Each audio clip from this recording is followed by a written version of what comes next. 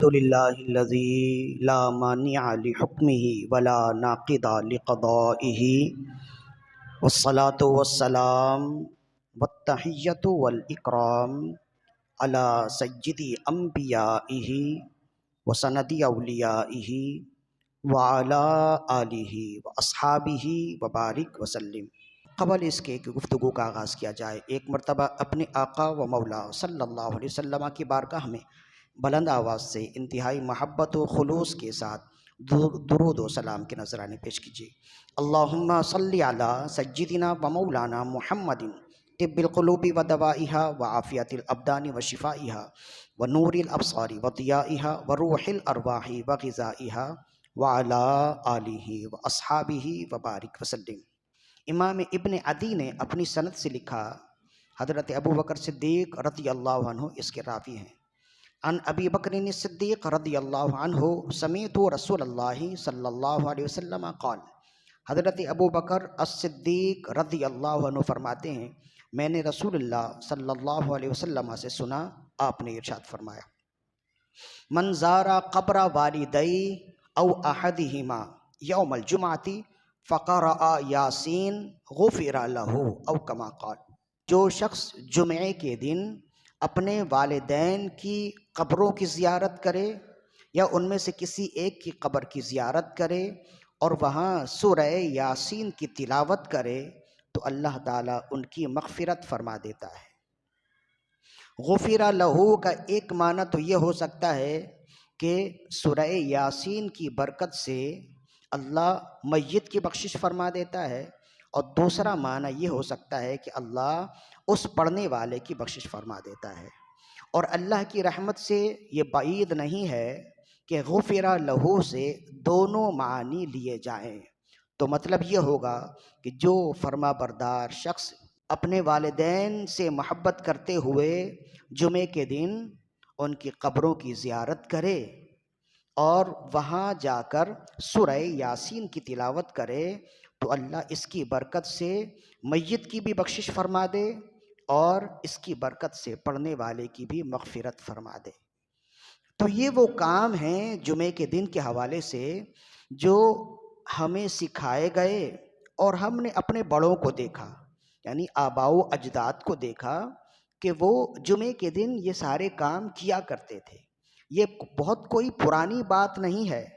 جیسے جیسے مشینی دور میں ہم داخل ہوتے گئے، مشینوں کے ساتھ ہم رہ رہ کر مشین بن گئے۔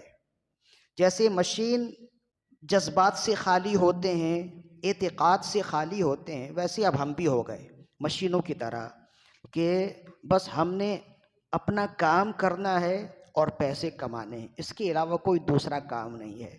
جبکہ بے شک ہم بھی بڑے ہوئے، ہمارے آباء و اجداد نے بھی رزق حلال کمائے اور ہمیں پالا، ان تمام کاموں کے باوجود وہ یہ سارے کام کرتے تھے۔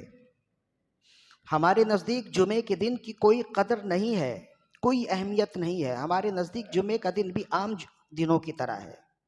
لیکن جب آپ زیادہ نہیں اپنے دادا دادی کو دیکھ لیں تو آپ کو اندازہ ہوگا کہ وہ جمعے کا دن کا کیا اہتمام کرتے۔ جمعے کے دن جیسے آ جائے تو بالکل معلوم ہوتا جناب آج جمعے کا دن ہے تو ناخن تراشنا ہے۔ بچوں کے جو ناخن خود نہیں تراش سکتے تو بڑے لے کر بیٹھ گئے، بچوں کے ناخن تراشے اور پھر انہیں نہلایا، خود غسل کیا، عمدہ لباس پہنا، خوشبو لگایا، اور جمعے کی ابھی پہلی اذان بھی نہیں ہوتی مصلی بچھا کر بیٹھ جاتے، یا تو گھر میں یا مسجد آ کر، اور وہاں کیا کرنا ہے؟ سورہ دخان کی تلاوت کرنی ہے، سورہ کہف کی تلاوت کرنی ہے۔ کہ ان صورتوں کی تلاوت کے بارے میں رسول اللہ کا فرمان ہے کہ جمعے کے دن جو ان صورتوں کی تلاوت کرتا ہے اس کی بڑی برکتیں آئی ہیں۔ تو یہ سارے کام کرتے تھے، اور ایک حدیث میں تو ہے کہ جو شخص جمعے کے دن ناخن تراشے اسے کبھی برس کی بیماری نہیں ہوگی۔ تو ہمارے اکابرین یہ کام کرتے تھے، اور پھر جب یہ تمام کاموں سے فارغ ہو گئے تلاوت سے فارغ ہوئے، جمعے کا خطبہ ہوا، نمازیں پڑھیں، نمازوں کے بعد پھر قبرستان گئے، والدین کی قبروں پر حاضری دی، وہاں اللہ نے جو انہیں توفیق دی اسے تلاوت کیے، اور اس کے بعد پھر ایصال ثواب کیے، پھر اپنے اپنے گھروں کو جاتے تھے۔ تو یہ معمول تھا ہمارے بڑوں کا۔ ان معمولات میں سے کوئی ایک عمل بھی آج ہمارے ہاں نہیں ہے، ہم اتنے مصروف ہو گئے۔ بے شک رزق حلال کمانا بھی وہ عین عبادت ہے، اور بچوں کے لیے رزق حلال کے لیے کوششیں کرنا بھی بہت بڑا عمل ہے، بڑی عبادتوں میں سے ہے۔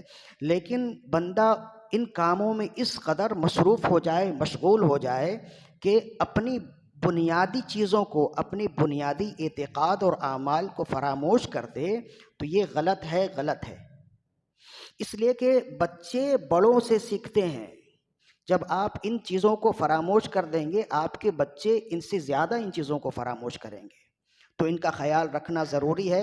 حضرت صدیق اکبر رضی اللہ عنہ کے اس ارشاد سے جو آپ نے روایت کی ہے رسول اللہ صلی اللہ علیہ وسلم سے، ہمیں دو باتیں معلوم ہوئی۔